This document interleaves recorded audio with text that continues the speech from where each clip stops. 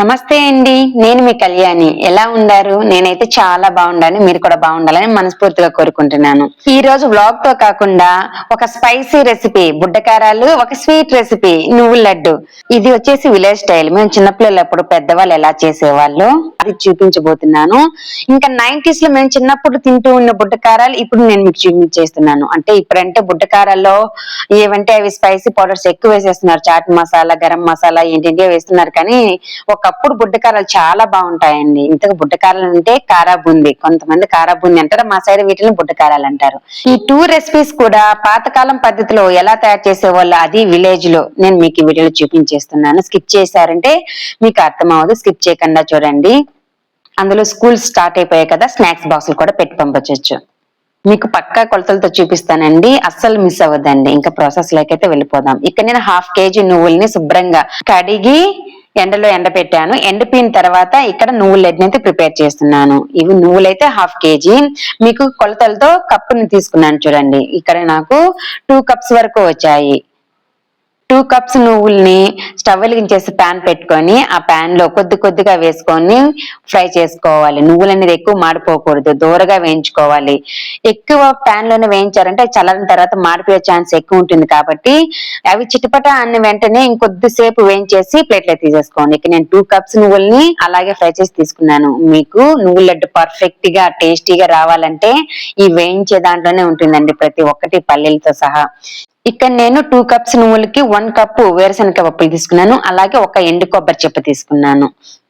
వేరుశనగకాయ పప్పుల్ని బాగా దూరగా వేయించుకోవాలి. తక్కువ మంట మీద వేయించుకుంటూ నేను ఒక పక్క కొబ్బరి అనేది తరుగుతున్నాను. మీరు తురిమిందైనా వేసుకోవచ్చు, లేదా కట్ చేసైనా వేసుకోవచ్చు. నేనైతే ఇక్కడ కట్ చేస్తున్నాను. చాలా తక్కువ మంట మీద పల్లీలు ఫ్రై చేసుకోవడం వల్ల టేస్ట్ అనేది బాగుంటుంది. ఆ పల్లీలు పంట కింద పడినప్పుడు ఆ స్మెల్ కానీ ఆ టేస్ట్ కానీ చాలా బాగుంటుంది. పర్ఫెక్ట్ గా ఫ్రై చేసుకోండి, ముఖ్యంగా నువ్వులు, పల్లీలు. ఇక్కడ నేను కొబ్బరి అయితే కట్ చేశాను, వేయించిన నువ్వుల్లోనే వేసేసాను. ఈ నల్ల నువ్వుల ప్లేస్ లో మీరు తెల్ల నువ్వులైనా తీసుకొని లైట్ గా అలా రోస్ట్ చేసుకొని తయారు చేసుకోవచ్చు. ఇక్కడ పల్లీలు అయితే ఫ్రై అయిపోయాయి, స్టవ్ ఆఫ్ చేశాను. నెక్స్ట్ ఏ కప్పుతో మనము పల్లీలు నువ్వులు తీసుకున్నామో సేమ్ అదే కప్పుతో 1/2 కప్పు పుట్నాల పప్పు వేసుకుంటున్నాను. వీటిని మా సైడ్ మంచి పప్పులు అంటారు. చాలా మందికి పుట్నాల పప్పు అంటేనే అర్థం అవుతుంది. అలాగే 2 ఇలాచీలు అదే నువ్వుల్లోనే వేసాను. చల్లారిన వేరుశనగకాయ పప్పుల్ని అదే ప్లేట్ లోనే వేసేస్తున్నాను. ఇవన్నీ బాగా పూర్తిగా చల్లారిన తర్వాతే మనం గ్రైండ్ చేసుకోవాలి. గ్రైండ్ లేకుండా రోల్ ఉందనుకోండి, రోట్లో శుభ్రంగా దంచేయండి, ఇంకా బాగుంటుంది. ఇక్కడ నేను తీసుకున్న నువ్వులు, పప్పులు, కొబ్బరి క్వాంటిటీకి 1/2 కిలో కన్నా పైన అంటే 300 grams వరకు బెల్లం తీసుకున్నాను. అది పెద్ద ముద్దండి, సైజ్ అనేది పెద్దదిగా ఉంది. 300 grams వరకు ఉంటుంది.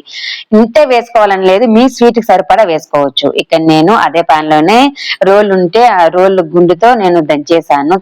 తురిమేదానికి లేట్ అవుతుందని దంచేసాను. చూడండి, దంచిన తర్వాత సేమ్ అదే కప్పు పైకి వచ్చింది. మాకైతే కరెక్ట్ స్వీట్ సరిపోయింది. మీరు తగినంత అయితే వేసుకోవచ్చు ఈ ప్లేస్ లో. ఇంకా నెక్స్ట్ ప్రాసెస్, ఇక్కడ మనం బెల్లము అన్ని దంచుకున్నాము, పప్పులు కూడా చల్లారిపోయాయి కదా.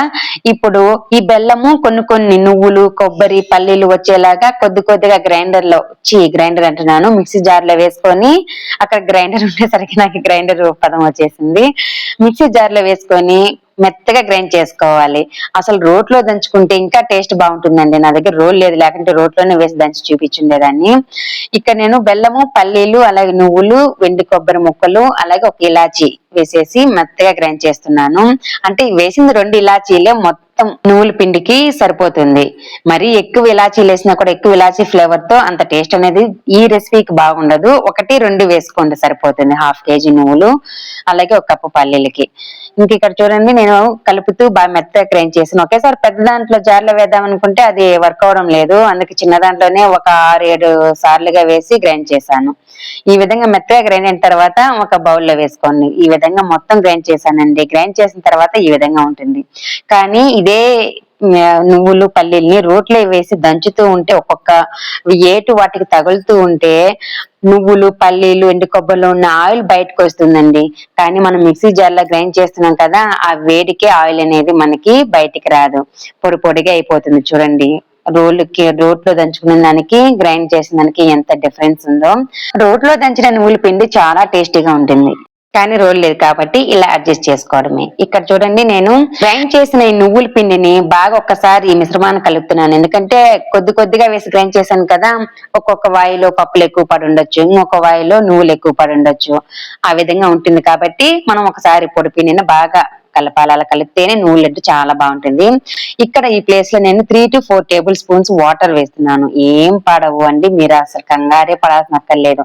చాలా బాగుంటాయి. 20 days పాటు నిల్వ చేసుకోవచ్చు. ఎక్కువ వేసుకోకూడదు. ఆల్రెడీ అది ఉండకు వచ్చింది కదా, మీకు స్టార్టింగ్ లోనే చూపించాను. జస్ట్ ఇంకొంచెం ఉండగా తయారవడానికి మాత్రమే. మీకు ఒకవేళ ఉండకు బాగా ఇంకా పర్ఫెక్ట్ గా వచ్చింది అనుకుంటే వేసుకోవాల్సిన అవసరం లేదు. ఈ వాటర్ ప్లేస్ లో మీరు నెయ్యి కూడా కరిగించి వేసుకోవచ్చు, 4 టేబుల్ స్పూన్స్. కానీ నెయ్యి ఇష్టపడని వాళ్ళు కూడా ఉంటారు కదా, అలాంటి వాళ్ళు ఈ విధంగా వాటర్ వేసుకొని గ్రైండ్ చేసుకోండి. వాటర్ కూడా వద్దనుకుంటే ముందు చూపించాను కదా, ఆ విధంగా ముద్ద అయితే అవుతుంది లడ్డు. ఆ విధంగా ముద్దలు చేసుకొని పక్కన పెట్టుకోండి. మీరు ఈ నువ్వులు గ్రైండ్ చేసుకున్నప్పుడు బాదం, కాజు, పిస్తా అన్ని వేసుకోవచ్చండి. కాకపోతే ఒకప్పుడు మేము అవన్నీ వేసేవాళ్ళం కాదు. నేను చిన్నపిల్లలప్పుడు మా పెద్దోళ్ళ ఇంట్లో ఇలానే చేసేవాళ్ళు. విలేజ్ స్టైల్ నువ్వుల లడ్డు అనమాట. చాలా హెల్దీ అండి. డైలీ ఒక లడ్డు పిల్లల కానించి పెద్దవాళ్ళ వరకు తింటే హెల్దీగా ఉంటామండి. కాల్షియం, ప్రోటీన్, ఫైబర్ అన్ని ఉన్నాయి. మన బాడీకి ఇంకేం కావాలి చెప్పండి. డైలీ ఒకటి మన డైట్ లో చేర్చుకోవడం చాలా బెస్ట్.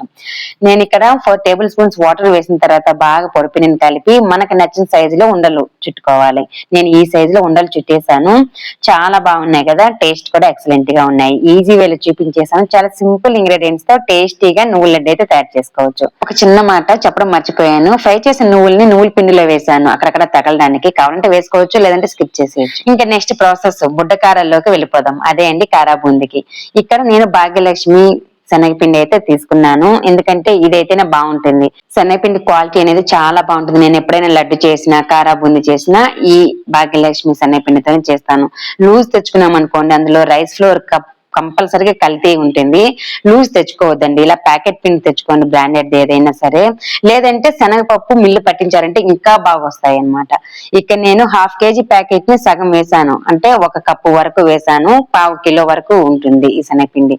1/2 కిలో శనగపిండిలో కొంచెం పసుపు వేసాను. పసుపు వేయడం వల్ల కారాలు కొంచెం ఎల్లో కలర్ గా, కారపొడి వేసినప్పుడు కొంచెం రెడ్ కలర్ గా కనిపిస్తూ చూడటానికి చాలా బాగుంటాయి. లేదు మాకు పూర్తిగా కారా బూందీ రెడ్ కలరే కావాలనుకుంటే మీరు పసుపు అనేది స్కిప్ చేసేయచ్చు. నేను ఏ కప్పుతో శనగపిండి కొలిచానో, అంటే కప్పు ఫుల్ కు కొలిచానండి.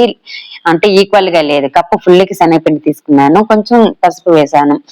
ఇప్పుడు సేమ్ అదే కప్పుతోనే మీకు చూపిస్తాను చూడండి. 1 కప్పు నీళ్లు తీసుకున్నాను. కొన్ని వేసుకుంటూ బాగా మిక్స్ చేసుకుంటున్నాను. నాకు దాంట్లో ఒక 3 to 4 టేబుల్ స్పూన్స్ వరకు మిగిలి ఉంటాయి నీళ్ళ బౌల్. అంతే, అంతకు మించి ఎక్కువ మిగిలి ఉండవు. మీకు మళ్ళీ బాగా చూపిస్తాను చూడండి. బుడ్డకారాలు పర్ఫెక్ట్ గా రావాలంటే మీరు ఈ శనగపిండి కలిపే దాంట్లోనే ఉంటుంది. మనం బేకింగ్ సోడా, బేకింగ్ పౌడర్ ఏమి కూడా వేసుకోవాల్సిన అవసరం లేదు. కారా బూందీ పర్ఫెక్ట్ గా వస్తుంది, బాగా పొంగుతూ. శనగపిండి బ్యాటర్ అనేది ఈ విధంగా కలుపుకోండి, మీకు కంపల్సరీగా వస్తాయి. ఒకవేళ రాని వాళ్ళకి చెప్తున్నాను. కొన్ని టిప్స్ పాటిస్తే చాలా బాగా వస్తాయండి. ఇంట్లోనే మనం ఈజీగా హెల్దీగా ప్రిపేర్ చేసుకోవచ్చు. ఇక్కడ చూడండి, కొద్దిగా నీళ్ళు వేసుకుంటూ బాగా కలుపుతున్నాను. ఎక్కువ వేసుకోవాలి. చూడండి మీకు చూపిస్తున్నాను. జస్ట్ ఒక 3 to 4 టేబుల్ స్పూన్స్ ఉంటాయి అంతే, అంతకు మించి ఎక్కువ ఉండవు.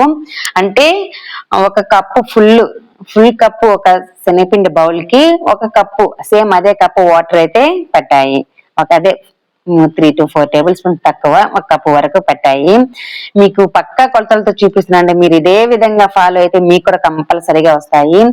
ఇంకా శనగపిండిని బాగా కలిపిన తర్వాత నానబెట్టాల్సిన అవసరం లేదు, వెంటనే ప్రిపేర్ చేసుకోవచ్చు. నెక్స్ట్ స్టవ్ వెలిగించేసి కడాయి పెట్టుకొని డీప్ ఫ్రై సరిపడా ఆయిల్ వేసుకోవాలి. ఫ్లేమ్ అనేది హై ఫ్లేమ్ లో పెట్టాలి. ఆయిల్ అనేది నార్మల్ హీట్ లో ఉండాలి. ఆ టైంలోనే మనము ఈ విధంగా ఒక చిల్లుల గరిటె సహాయంతో ఇంకో గరిటె శనగపిండి వేసుకుంటే ఇలా రుద్దుతూ ఉన్నానికి కింద బూందీ అనేది పడుతూ ఉంటుంది. ఫ్లేమ్ ని అస్సలు తగ్గించకూడదు. ఫ్లేమ్ తగ్గించారంటే మీకు బూందీ అనేది అంత పర్ఫెక్ట్ షేప్ లో రాదు. మీకు కారా బూందీ బాల్స్ లాగా గుండ్రంగా అలాంటి షేప్ లో కావాలంటే ఫ్లేమ్ హై ఫ్లేమ్ లో పెట్టుకోవాలండి. మరీ ఆయిల్ ఓవర్ హీట్ ఉండకూడదు, నార్మల్ హీట్ లో ఉన్న చాలు. ఫ్లేమ్ హై ఫ్లేమ్ లో పెట్టుకొని ఇలా అంత కారా బూందీ పడేటట్టు బాగా రుద్దేసుకోవాలి. అలా రుద్దిన తర్వాత నురగలన్నీ వెళ్ళిపోయిన తర్వాత ఒక్కసారి బాగా అటు ఇటు కలిపి 2 పక్కల ఫ్రై చేసుకోవాలి. ఒక్కసారి కదిపిన తర్వాత ఈ కారా బూందీని కంటిన్యూగా కలుపుతూనే ఉండాలి, లేదంటే మాడిపోయే ఛాన్స్ ఎక్కువ ఉంటుంది. ఎందుకంటే చాలా తొందరగా ఫ్రై అయిపోతాయి. చూడండి, ఈ విధంగా క్రిస్పీగా ఫ్రై అయ్యేంత వరకు ఆయిల్ లో ఫ్రై చేసుకొని తర్వాత ఒక బౌల్లో కానీ ప్లేట్ లో కానీ తీసేసుకోవడమే. ఇదే విధంగా శనగపిండి కలిపిన మిశ్రమం అంతా బూందీ చేసుకోవాలి. ఇక్కడ నేను రెండో వాయి కూడా వేసేసి ఫ్రై చేస్తున్నాను. మా పిల్లలకు నేను ఇంట్లోనే చేసి పెడుతూ ఉంటానండి. బయట కొనాలంటే రేట్ ఎక్కువ, హెల్దీగా కూడా చేయరు. ఫస్ట్ లో మా దగ్గర బయట బేకరీలో తీసుకున్నంత డబ్బు కూడా ఉండేది కాదు.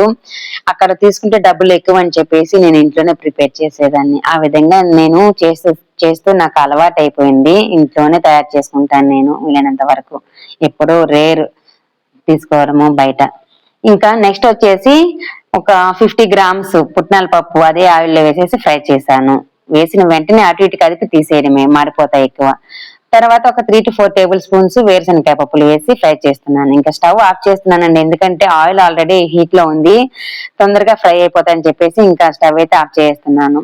ఇందులో మీరు కావాలంటే ఇంకా కాజు కూడా వేసుకోవచ్చు, కానీ ఒకప్పుడు వేసేవాళ్ళు కాదు. 90s లో తినేటప్పుడు సేమ్ అదే ఫ్లేవర్ అదే టేస్ట్ ఉంటాయండి. మీరు ఒక్కసారి డెఫినెట్ గా ట్రై చేయండి, మీకే తెలుస్తుంది. టేస్టీగా చాలా బాగుంటాయి. చాలా సింపుల్ మసాలాలతోనే టేస్టీగా వచ్చేస్తాయి ఈ బుడ్డకారాలు. చూడండి, ఇక్కడ నేనైతే ఇంకా వేరుశనగకాయ పప్పులు ఫ్రై అయిపోయాయి, ఇంకా తీసేసి అదే బుడ్డకారాల్లో బూందీ చేసుకున్నాం కదా, వాటిలోనే వేసేస్తున్నాను. ఇదే విధంగా మీరు ఒకవేళ కాజు వేసుకుంటే వేసుకోండి. అప్పట్లో వేసేవాళ్ళు కాదు, ఎందుకంటే చాలా సంవత్సరాల క్రితం 90s లో ఇదే విధంగా పల్లీలు, కరివేపాకు ఇవి వేసేవాళ్ళు. ఆయిల్ ఇంకా హీట్ లోనే ఉంది, కానీ స్టవ్ ఎప్పుడు ఆఫ్ చేశాను. ఇప్పుడు కరివేపాకు వేస్తున్నాను. కరివేపాకు వేసేసిన వెంటనే అటు ఇటు కదిపి గరిటెతో తీసి సేమ్ అదే బూందీలో వేసేయాలి. కరివేపాకు అనేది కొంచెం ఎక్స్ట్రా వేసుకోండి, అంటే మనం తీసుకున్న క్వాంటిటీ సరిపడా తీసుకోండి. కరివేపాకుతోనే ఫ్లేవర్ మొత్తం వస్తుంది.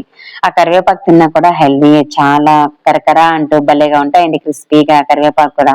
అసలు కరివేపాకు ఆయిల్లో వేయంగానే మంచి అరోమా వస్తుంది, అసలు తెలిసిపోతుంది. ఆ బుడ్డకారాలు చేస్తుంటాం కదా, ఆ ఫ్లేవరు, ఈ కరివేపాకు ఇదంతా మనకి ఆటోమేటిక్ గా మన నోస్ దగ్గరికి వచ్చేస్తుంది. బాగా మంచి రెసిపీ మనం తినబోతున్నాం అనేసి.